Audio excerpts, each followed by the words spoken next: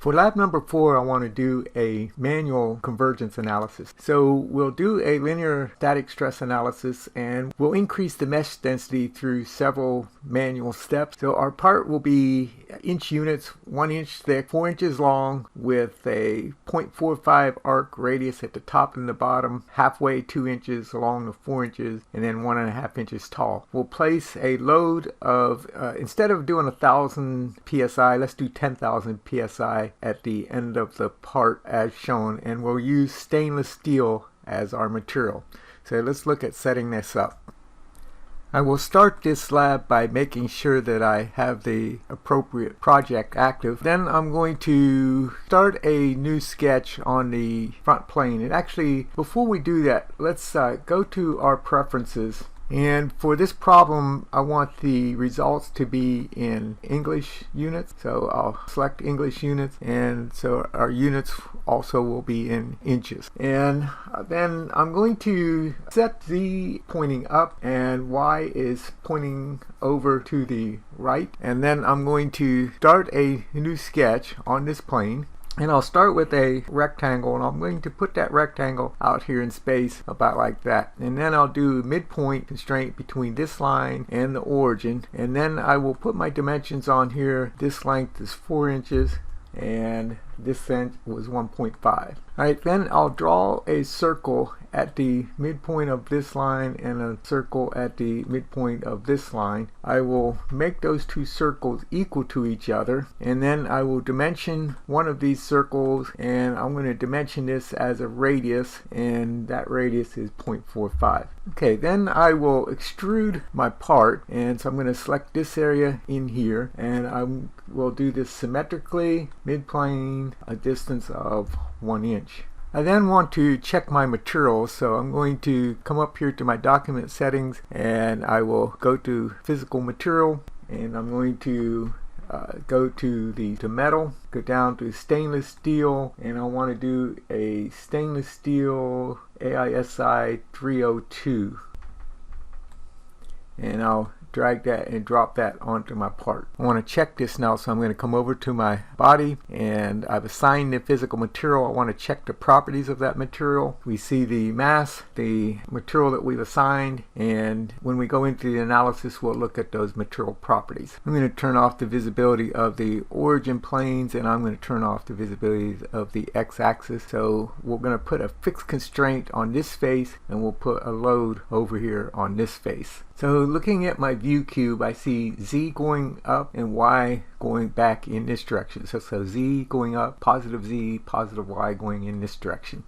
We'll go to the simulation environment, and we'll do a static analysis, and I'm going to do my fixed constraint on this face right here. And then I'm going to come around to this side, and I'm going to do a load on this face, and I want to do that, actually let's do that as a pressure rather than as a force, and so we'll change to pressure, select that face, and I'm going to do 10,000 psi, and I want to flip that direction so that the pressure is pulling this face out this way. Make sure my units are pounds per square inch. I've set this up with my constraint. I have my materials, so if I go to that study material properties, we see the Young's modulus, yield strength, and density. And then I will edit my mesh size, and I'm going to go into the advanced settings, and I'll leave this number on 10%, I'll leave this number on 60%, I'm going to change this number down to 1%, and I'll select OK. And then I'm going to right click and generate that mesh. Then I'm going to copy this study or clone this study. So I'll clone the study. I will edit the mesh for the second study. I'll go into the advanced settings and we'll manually adjust this. I'll leave this one on 10%, but I'm going to bring the turn angle down to 30 degrees, and then I will generate this mesh. We can compare the mesh in these curves between the previous problem, and we see that it's a little coarser here for study number 1 than it is for study number 2. I'll then clone this study, and I will edit my mesh again. I'll go to the advanced settings, and this time I'm going to drag this down to, let's say, 7%, and I will generate the mesh. And so if we look at this mesh compared to study number 2, we see that it's a little denser. And then I'm going to clone this study. I'll edit that mesh. I'll go to the advanced settings. I'm going to bring this down to 5%, and I'll generate that mesh. I'll clone the study again, and I'll edit the mesh again. This time I'm going to bring this down to 3%. I'll generate the mesh. So if we compared the study number 5 to study number 4 or to study number 1, we see that we've increased the mesh density. And let's do one more study. So I'll clone study number 5, and I'll edit that mesh, and I'm going to bring this one down all the way down. Now when I say OK, it's going to give me a warning that it's going to take a long time. We'll say OK, and we'll then generate that mesh. So it's a trade-off between how long we want to allow the analysis to run and how dense of a mesh that we want. Now we can get a mesh density that in some areas is too dense, where we end up with a stress riser or singularity caused in a particular location of the part. It'll give us the number of elements and nodes, so now we see that we have a real dense mesh. We'll go back through these and run the analysis on each one of these, and then record the stress results for each study. So I'll run this one. I'll record the maximum stress, and I'll also record the displacement for study number 1, and then we will go to study number 2 and we'll run that analysis. I'll record the stress for study number 2, and for the displacement we really only need to be concerned with it out to say 3 decimal places. It'd be difficult to measure out beyond 4 decimal places, so we'll just round that off as 0.002, or about half the thickness of a sheet of paper for our displacement. So then we'll do study number 3. We'll keep doing the same process through each study. Now you probably found that study number 6 with the much denser mesh took a lot longer to run. We seem to be converging at around 35,000 psi or 35 ksi. So if we round that off, 35.7 ksi. Notice that with each analysis we're given the number of nodes and elements that we generated in our mesh.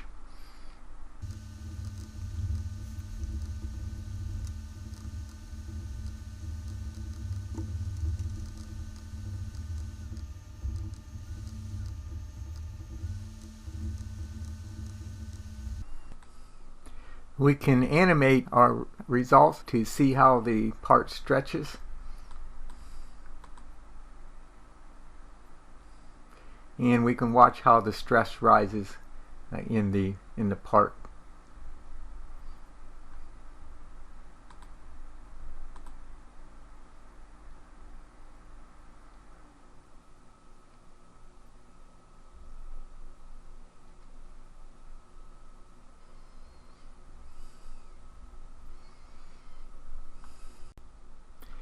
In this table, I show an Excel spreadsheet of a listing of the stress values for each study, the percent difference from one study to the next, the number of nodes in each study, and the number of elements in each study.